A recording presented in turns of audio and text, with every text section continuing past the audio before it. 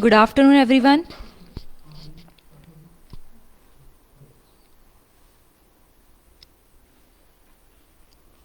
Yes, so good afternoon, everyone. My name is Ketki Srikanto Hore, and I am welcoming you on behalf of Equira School of Brilliance, Murshi. I am glad that I got this opportunity to connect with you with Facebook Live, and today I'll be sharing my thoughts on the art of public speaking. Also, today I am blessed to have such a wonderful audience with me who is connected through Facebook Live and who are watching me from their laptops, from their phones, and who are joined with me virtually.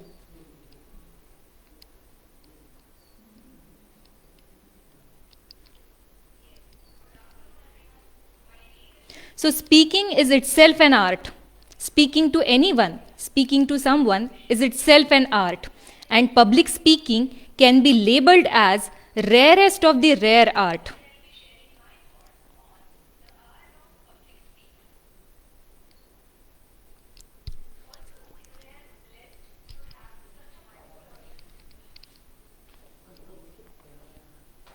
So on that note, I would like to start my today's session. So as you can see over here, the art of public speaking, right? What is public speaking? I have earlier told you that speaking is itself an art, right? And what is particularly public speaking? The meaning of the word public speaking is hidden in the word itself. Public speaking, that is speaking to a large group of public, is called as public speaking. Or as you can see, speaking to a group of people can be called as public speaking. Now, there are different forms of public speaking. First form is large group communication. When we are communicating to a large group of people, that can be called as public speaking. Have you seen our Prime Minister, Honorable Shri Narendra Modi ji? You must have seen our Honorable Prime Minister Shri Narendra Modi ji addressing the nation through Mann Ki Baat, right? So that Mann Ki Baat is again a form of public speaking. He doesn't know the number of public who is in front of him. He doesn't know he is reaching to how many people, but still he is communicating with us and he is addressing to a large group of people. So this is again a form of public speaking. Then, giving speech to a live audience can be also called as public speaking. So today here, you are my live audience and I'm giving speech to you. This is also a form of public speaking. So can I be called as a public speaker? Can you call me as a public speaker? Yes, definitely you can, because I'm communicating to you and you, my wonderful live audience, is there with me. Then delivering information or telling a story. Delivering information or telling a story is also called as public speaking. You must have seen many radio jockeys. You must have seen many RJs who are there on the radio station, right? And they are telling stories to their audience. So they are also called as public speakers. Motivating people or entertaining people, right? Giving motivational speeches is also called as public speaking, and entertaining people. Have you seen Kapil Sharma being there on stage cracking funny jokes to his live audience, right? He is entertaining people, but he can be called as a public speaker, right? So these are different forms of public speaking. Public speaker can be anyone to whom large crowd is listening. So public speaker can be anyone.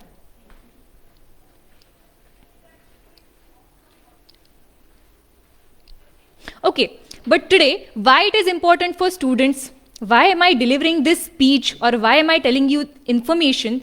And especially, I think most of my audience today are my students, right? Why this information? Why am I telling you this information, right? Why it is particularly for the students? Why students should be good public speakers? Why is it so? Because students need to give speeches, right? Most of the students are interested in giving speeches. There are many occasions in our school where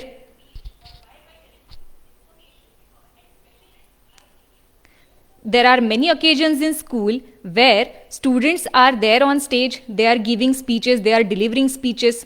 So there is a need of good public speaking skills for that, right? Then delivering presentations.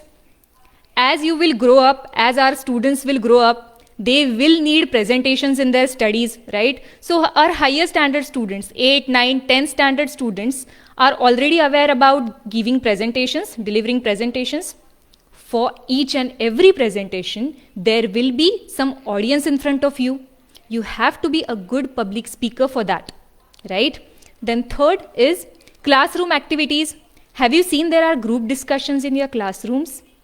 Most of your teachers make you to discuss by forming a group. There are many activities also. To take part and to perform in those activities, you need to be a good public speaker. Then there are expressing your opinions. This is the most important reason for public speaking. You should be a good public speaker. Why? To express your own opinions. See, every person has their opinions, right? But if we are not a good public speaker, how will we make our feelings, how will we make our opinions to reach to the audience? How is that possible? No, it's not. So to express your opinions effectively, you should be a good public speaker. So this was the importance for students, right? Now, what are advantages of public speaking? Consider you have understood the art of public speaking. Consider you are a good public speaker. Okay, so you have mastered that art. Right now you are a master in public speaking. Now it will give you which advantages? How advantageous is that to be a good public speaker? First advantage, it improves your communication skills, right? If you are a good public speaker, it will definitely improve your communication skills. Consider, I am talking to you, you are my audience, you are reacting to my speech, right? You also have some opinions. If we communicate further, right, our bond will get strong, right? And see, here our communication skills are also tested. So, public speaking makes improvement in your communication skills. Now, second, it is a great self-confidence booster. See, you are using a lots of word while communicating to people, right? You are expressing your feelings, you are expressing your opinions, and that will indeed increase your self-confidence. So it is really important to increase, to boost your self-confidence through public speaking. Third, speaking to put forward your ideas. Okay, just let me know, why do you speak? Us, we are human beings and we are blessed with the quality of speaking, right? God has given us gift through which we can speak, right? And why do we speak? We speak to put forward our ideas, right? So the basic motive of public speaking is to put forward your ideas. Then next, make new social connections. Today, right now, we are there on Facebook Live. I am making new connections. There are many people who are getting connected to me. They are listening to me right now. Okay, so they are connecting to me. I am making new social connections, right? And I am making this through what? Right? Through what? Through public speaking. You are my public and I am speaking to you. So it is important to make social connections through public speaking as well. Then personal satisfaction.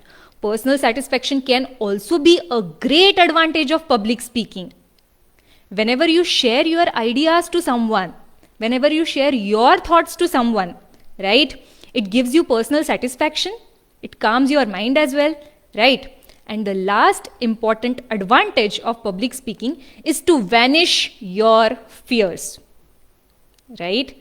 Vanish your fears.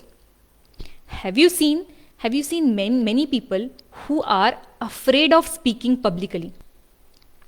Which takes me to my next slide. See what is here. What can you see here on the slide? There's a cartoon character. There's a mic in front of him.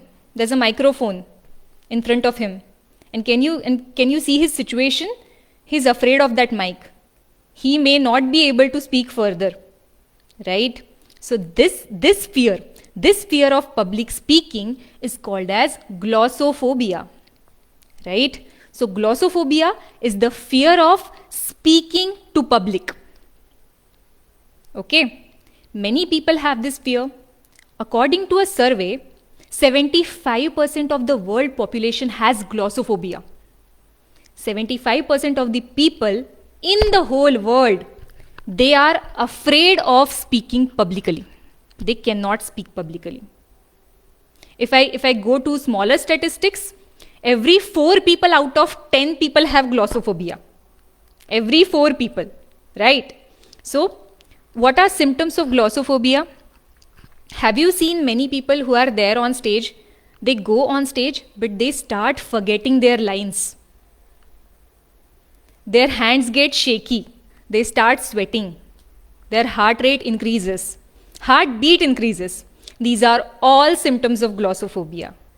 But glossophobia is not a disorder. It is not a disease. It is not a disorder. But it can be called as social anxiety. And trust me, everyone has this social anxiety. You must also have experienced it, right? And trust me, before 15 minutes of coming on this stage, I also had a bit of fear, right?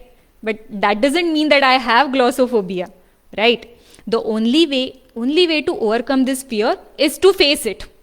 Whenever you feel afraid of getting on stage, do it purposefully. You have to go on stage. Why? To vanish your fear. The only way to get rid of this fear is to go on stage and to talk. Otherwise, the fear will not go, right? Otherwise, the fear will not get vanished. You have to do that thing purposefully. You cannot avoid speaking to public. Okay, at one occasion you will avoid. You will avoid it for next few occasions also, right? But this will indeed increase your fear. If you have to get rid of this, purposefully do it. Purposefully get on talking. Then here, as we have mentioned the term glossophobia, right? And I have told you the meaning of glossophobia as well. Glossophobia is fear of speaking publicly. You can see here, there's an image. This image represents, yes. So if you can see this image, the person in the image is Mark Zuckerberg, right? And Mark Zuckerberg is the founder member of Facebook. right? He is the CEO of Facebook right now. And he is the one who has faced glossophobia many times before, right? Earlier, he was not confident in giving his interviews. He was, we could say, he could not make his speeches effective.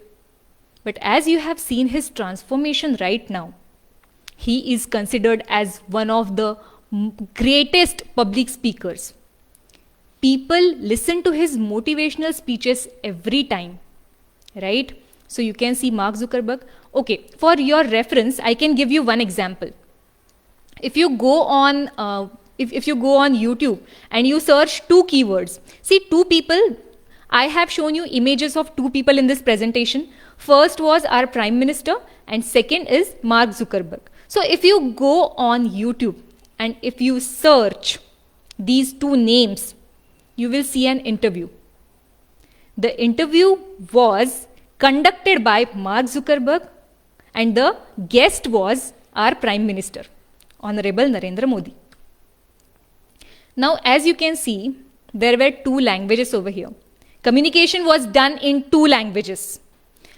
Mark Zuckerberg was asking him questions in English. Those questions were translated to Prime Minister and Prime Minister has answered every single question in Hindi. Right? So what does this example show? Language cannot be a barrier in public speaking. Language cannot be a barrier in communication. So these two great personalities have increased their communication skills, right? They have enhanced their communication skills. So we have to take inspiration from that as well. Which takes me to my next slide. Okay, so I can consider all of you are watching me today. You might get inspired from me as well. Who knows? You will get inspired. And if next time you decide to speak on stage, if you need to speak on stage next time, which kind of things, which are the things you will take in your consideration? Which things will you consider? Okay, so while setting up a speech or while going for a speech, which things are need to be done? The first thing is choose a topic. I'll give you my example. Let's go with my example today. Today I am talking on the art of public speaking, which is my topic, right? I have chosen that topic, right? Second, make an outline. What does mean by outline? Outline means the points which you are going to include in your speech or information. The number of points. See, I have taken out the points as well. My presentation, the presentation which you are watching right now, it is an outline. Every slide has some points and I'm covering those points, right? So my presentation here can be considered as an outline. I have made an outline out of it. Third step, choose your language of communication. Choose the language in which you are going to communicate. I have chosen English as my language of communication today.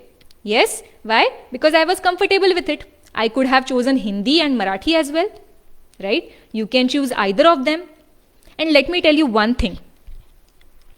How can you decide which language you can speak in a better way? How can you decide?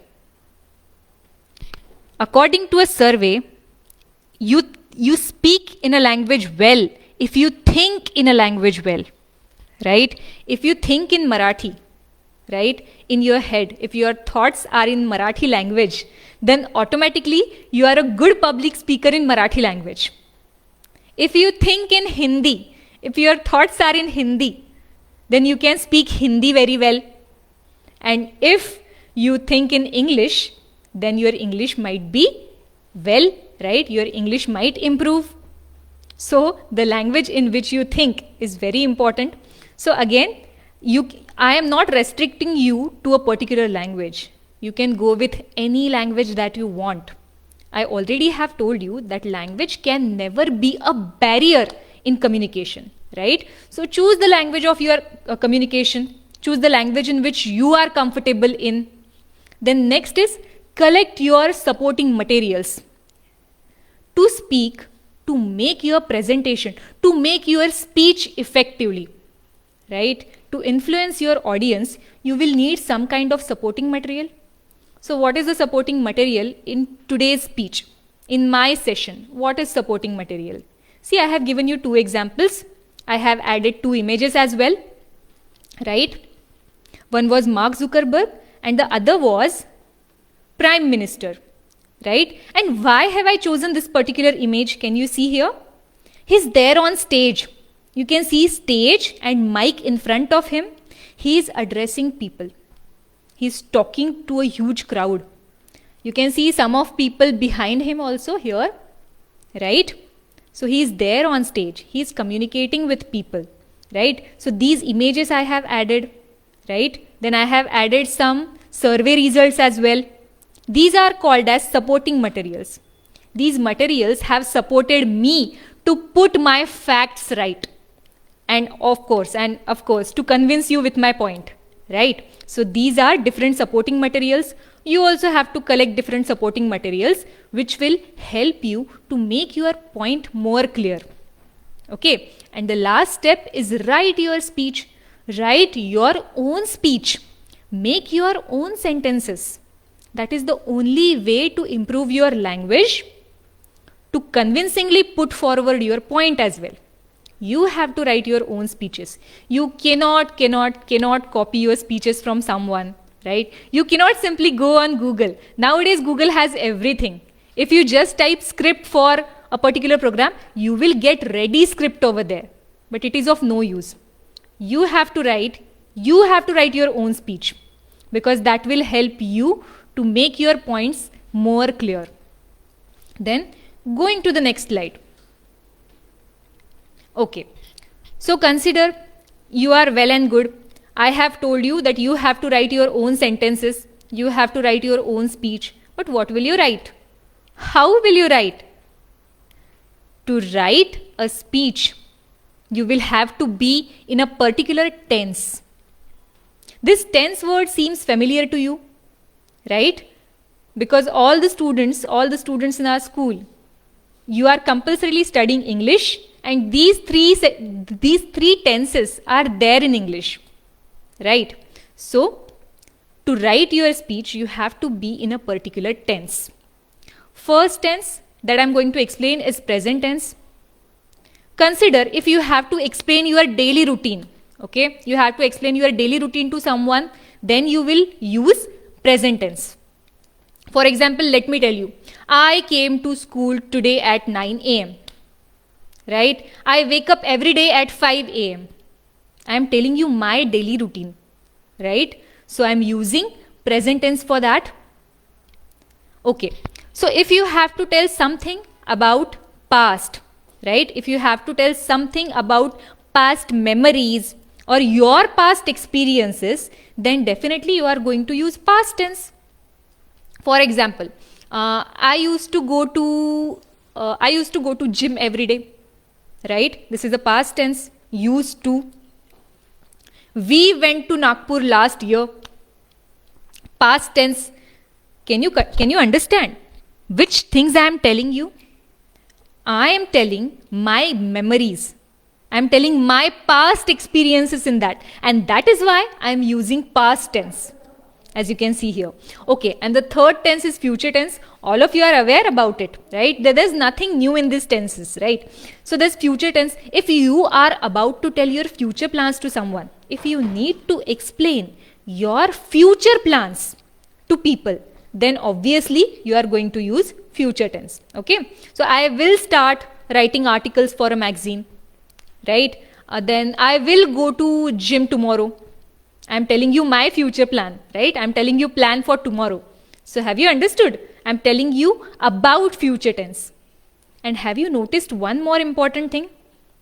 If you have noticed me speaking from the beginning, if you are following me from beginning, have you considered this, that all the statements I have made today, they were in present tense. All the statements, all my sentences were in present tense. Why? Because I am talking about my daily routine. I am talking about the situation here in public speaking. The situation is here. It is with us in present. That is why I am using present tense. Okay. Yes. And now this is the slide. Here you can see a confident public speaker over here in the image, right? And he is giving you some tips about public speaking. He is going to give you some tips about public speaking.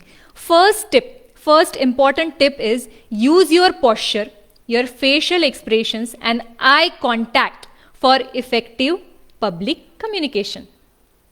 You have to use your posture. Can you see me today? I am not sitting because I was not comfortable in sitting. I had to move. So I have used my posture. I am standing in front of you and as you can see I am very comfortable, right? Then second, facial expressions. You can use your facial expressions. You can use some hand gesture also, right? I am moving my hands and I am comfortable in that. So you can use your hand gesture as well. And then eye contact. The most important thing for public communication is never ever lose eye contact with your audience. That is the key point. That is the key step in public communication. You cannot lose eye contact with your audience, right? Then second, practice by recording your video. Okay, so consider you have to give a speech 2 days later. Okay, 2 days later there is a program. You have to be on stage and you have to give a speech. You have to practice for that. Now how will you practice? Nowadays you have all these phones with you, right? All these Android phones and smartphones with you. Many of them have front cameras. You can switch on your front camera. You can record your own video. You can review it later on. Check the mistakes that you have done and you can avoid those mistakes.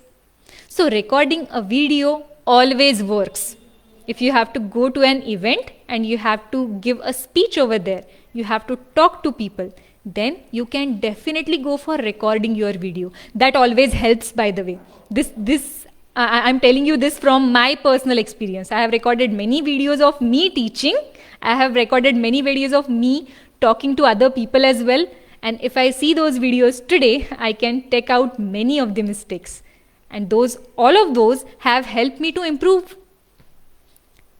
Don't read unless you have to. This is again a very important tip. Don't read unless you have to. You have seen many people who carry a paper with them and they simply read the sentences and call it a speech. You tell me, is that a speech? Can you call it a speech? Simply reading out from paper. Is it a speech? No, it's not. That is why the point here says, don't read unless you have to. Don't read it. Elaborate your points. Explain your points. Today, in every slide, I had put some points and I am using my own sentences to explain those points. So, am I reading from paper? No, I am not. I am framing my own sentences, right? You also have to do the same. Because reading from paper and reading ready-made lines cannot be called as a speech. Okay? Then, work from an outline. What does these points say? Work from an outline. Summarize your points. Yes, you can write down some points on the slide. You can write down some points on the paper. That can be called as your outline. Right? But you cannot call it as a speech. Then the last important tip is use your voice effectively. Understand the highs and lows of your voice. You have to understand highs and lows of your voice. You have to understand the pitch in which you are talking and you have to use that effectively. Why? Because that will help you to grab the attention of your audience. So in this way, you can make your voice high in some points or you can stress on a particular word, right? It will help you to gain the importance of that word, right? So use your highs, lows, understand the pitch of your voice and use your voice tone effectively. And lastly, Lastly, I want to sum up this session. I need to sum up this particular session. I have talked about public speaking. I have talked about speaking in front of a large group of audience. Again, I have given you some examples in live communication as well. The only motive of all these points was to speak up. You have to speak up at some point of time. You have to express your opinions at some point of time. Okay? If you can speak, you can influence. If you can speak, you can change the minds of people, right? And you can change the lives of people as well, right? So yes, everyone, this is it for today. On this note, I would like to end my session. Today, I would like to thank all the people who have joined virtually through Facebook Live. Then I am grateful to Principal Sir and the management committee of our school for giving me this opportunity to come up and speak with public. Again, I am thankful to the technical team over here, without whose technical assistance this session would not have been possible. And lastly, I would like to thank to all the audience for giving me a patient hearing. And lastly, I want to tell you that speak up. It's your turn to speak now. I have done my work. I have influenced you. I think I have given a bit of motivation to all of you. Now it's your turn to speak up. Thank you. Have a nice day.